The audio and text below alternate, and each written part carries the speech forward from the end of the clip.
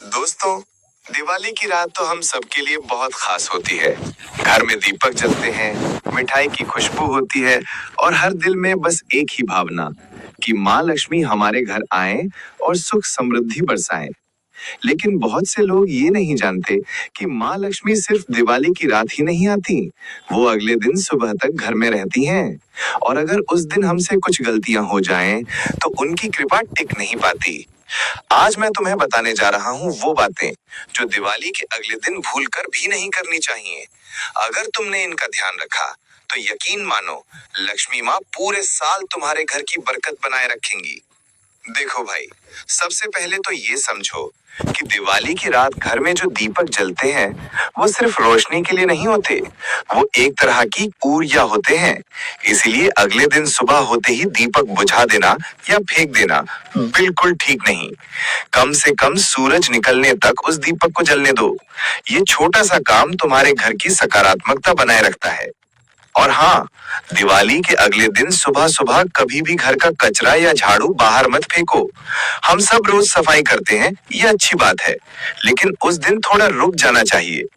कहते हैं कि दिवाली की रात जब लक्ष्मी जी आती हैं, तो अगले दिन सुबह वे पूरे घर में भ्रमण करती हैं। अगर उस समय हम झाड़ू या कचरा बाहर फेंक देंगे, तो ऐसा माना जाता है कि हम खुद लक्ष्मी जी को बाहर भेज रहे हैं।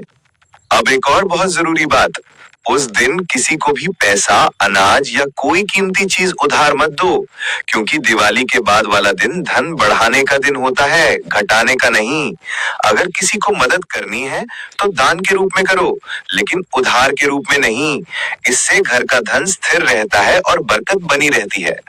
और हाँ, कई लोग ये गलती करते हैं कि सुबह उठते ही पूजा वाले फूल या दीपक कूड़े में फेंक देते हैं।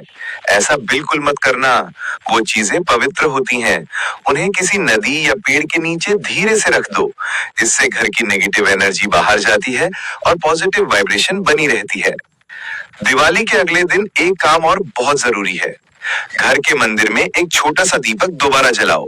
बस इतना कहना, जय माँ लक्ष्मी, कृपा बनाकर रखना।